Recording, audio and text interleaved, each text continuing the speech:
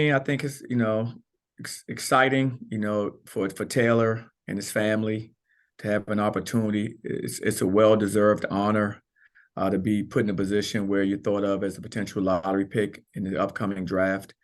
And I mean, I thought he was terrific for us, all season long, not just on the court, but off the court as well. He was great in our community. He was a great teammate. He was all about winning. And it was fun helping him to develop. I don't take any credit for who the young man became because I think you have your God-given gifts and talents, but I do love the fact that our staff played an integral part in continuing his growth and continuing to help him get better throughout the season, to where he has this opportunity to explore playing at the next level. So it's you know he's a tremendous young man, and of course we'll miss him and everything about him. And we'll be moving forward, of course, without him in our program, but he'll always be with us. He'll always be at night. And that's the thing we're really fortunate to have him in that position. Coach, I know he was the highest rated recruit in UCF history, and you knew the talent he had. So I'm sure you weren't surprised that at some point he was going to make the jump to the NBA. I don't know if you thought it would happen this quickly. When did you kind of realize that he could really have a chance to be a one and done type player?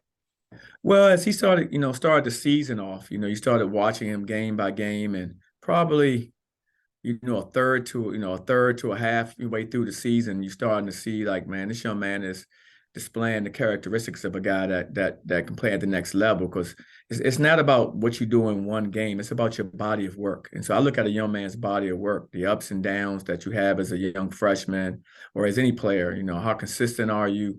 And he was displaying all those characteristics. Every night you pretty much knew what to expect from him. And those are the guys that end up usually being your NBA caliber players where, you can go to sleep knowing, well, Taylor's going to go for 15 and 8. You can just know that. And so that is always a telltale sign for me watching a player's level of consistency with the talent that he had. And once he had a body of work between 12 and 15 games or so, I'm kind of like, you know what, this kid, no question, he is definitely a guy that has a chance to play at the next level. Coach, what does this do for the program? Potential lottery pick, first round pick. Come draft night in June, they're going to say Taylor Hendricks, UCF. What does that do for the program and its reputation on a national stage? Well, I think it continues to help build our brand. As you know, like making to a tournament, win our first game in the NCAA tournament was very big, for our brand and for UCF and our community here in Orlando. I think now having a potential lottery pick that played for us, all those things, continue to help build our brand, continue to help legitimize our program from the standpoint of what we want to be here at UCF and the standards that we've established. So I think, Taylor could just continues to help elevate, what we've done here by his ability to be a one and done player, at UCF. Coach, when Taylor gets picked up, wherever that is, and you would hypothetically get that call from whatever coach would happen to pick him up, right? If he was going to ask you to advise is the next part of the game that you would have him improve once he gets to the league, what would you tell him? Well, I would tell him, the things he has to continue to develop. I mean, he hadn't been a full-time on the perimeter player until this year. He was a center in high school, and so he was out facing some, but he also was around the basket a lot more. So I think he's going to continue to develop out there. And I just saw him make, tremendous gains even through the summer and through the fall and through our season, being out there getting more comfortable. I can imagine where he'll be in another year or two with that type of exposure. So I would say that's an area where he'll continue to grow, just getting more comfortable and versatile on the perimeter, which is going to aid his game. And I would start with that with them. But like I said, he is a huge upside in a lot of areas. But I would say just getting comfortable on the perimeter as he continues to blossom.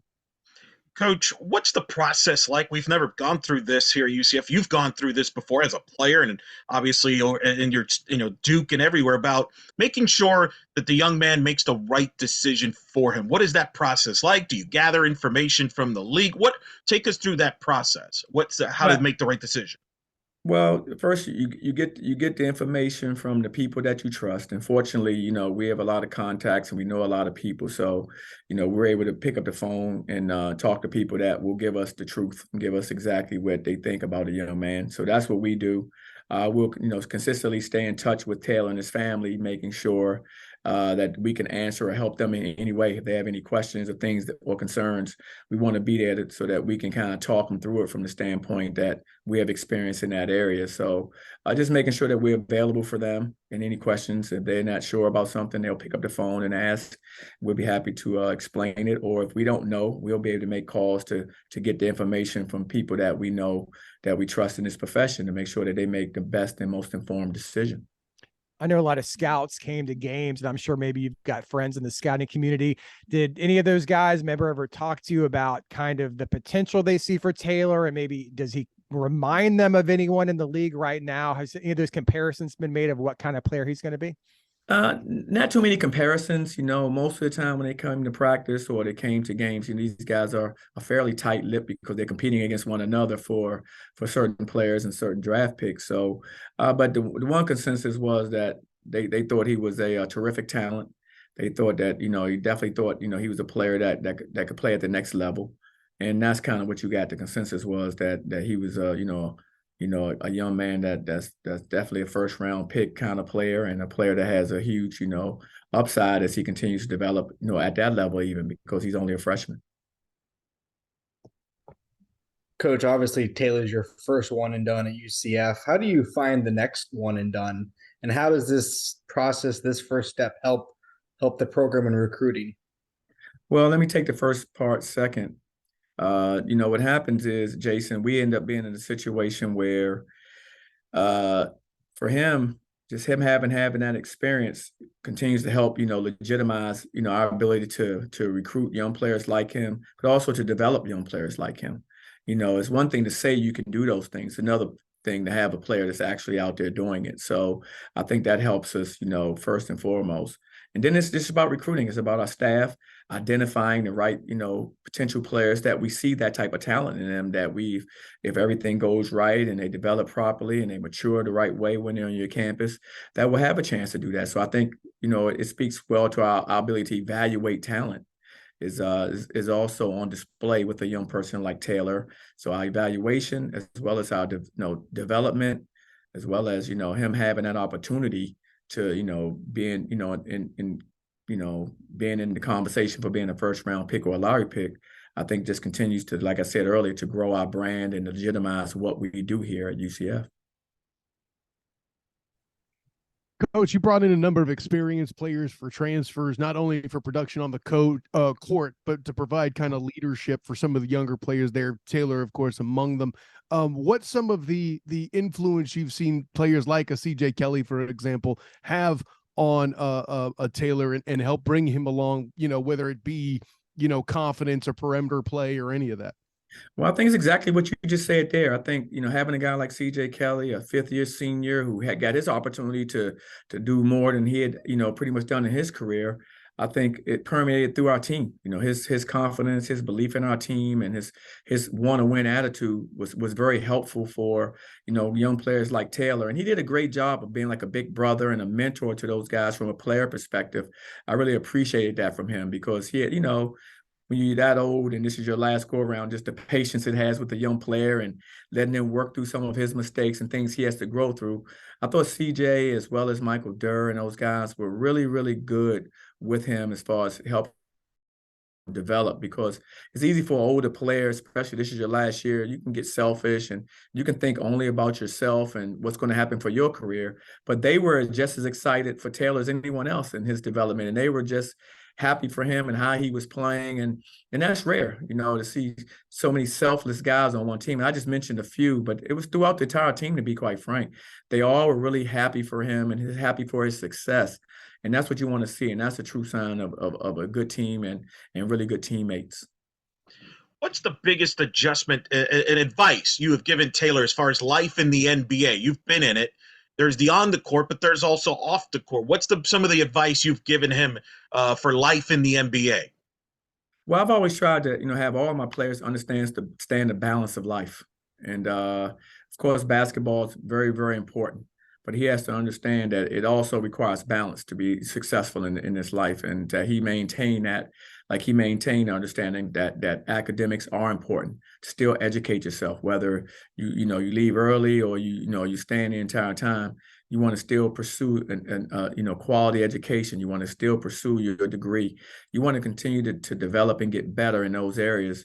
And so I still stress those things. I stress the understanding of being yourself. I mean, you're going to go into a world now where you're going to meet a lot of different people, and just like you did in college, it's going to be the same thing. It's going to meet a lot of new people, but be yourself. I mean, be genuine to who you are. I think if you're going to be successful in life, you always have to be true to yourself. If you try to be someone else or act a certain way because you're around a certain group of people, I don't think you're ever, really happy with who you are. Just be yourself, and the right people will come around and love you for that, as opposed to trying to be all things to all people, and find yourself miserable because you're not true to who you are. And he has a great personality. He's a wonderful young man.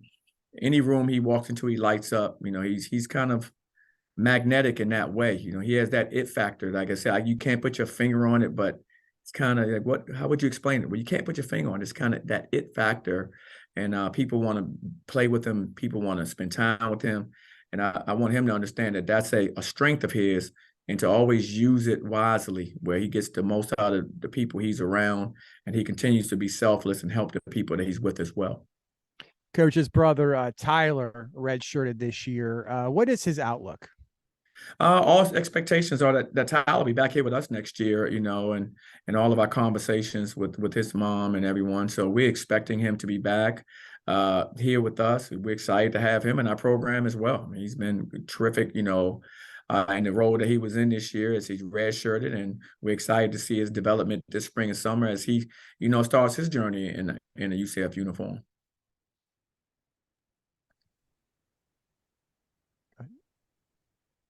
All good. Any other questions, Coach? Coach, with Tyler still being with the program, and assuming that Taylor would still come around to watch his brother at the very least, would that be an opportunity for him to kind of, once he goes through the NBA process, to kind of share his experiences with the players that would be him after that? Would you hope to see that happen?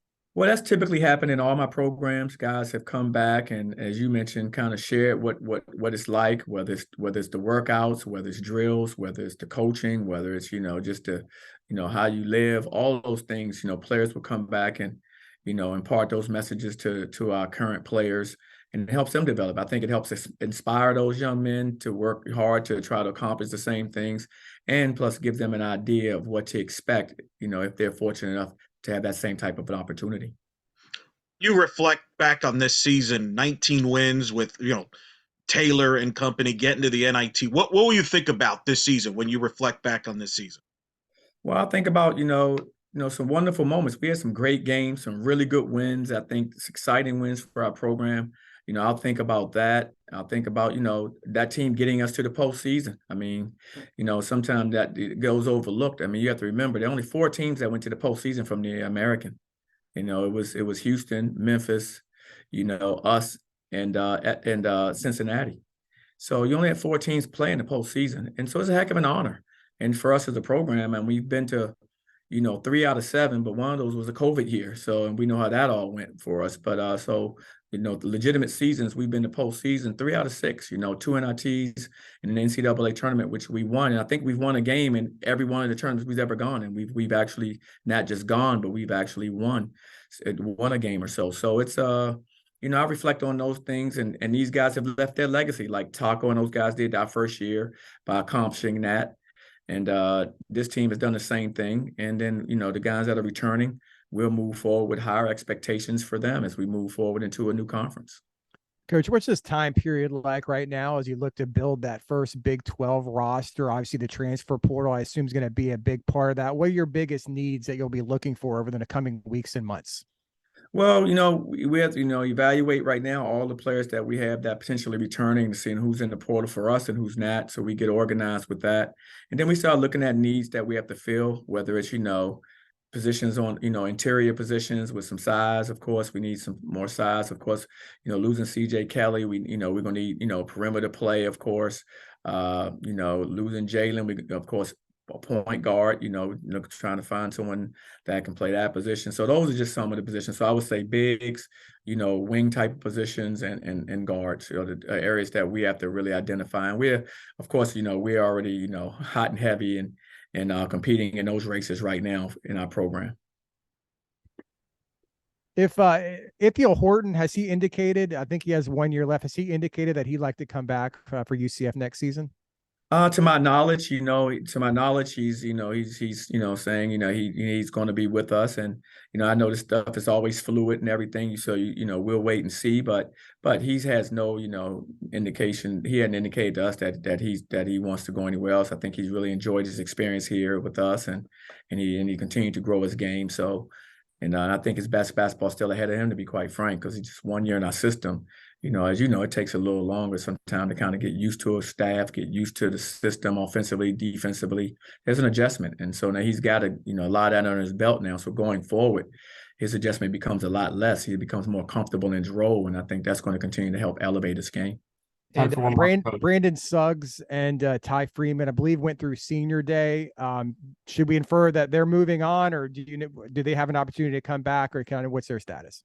I don't think either's in the portal as of right now. I think having graduated is somewhat of an indication of what they are probably looking to do. But like I said, there hasn't been, posted or anywhere, anything yet. So I don't want to, speculate. That's on their timetable to make that type of decision. All right. Anything else, guys? You good? Thanks, gentlemen.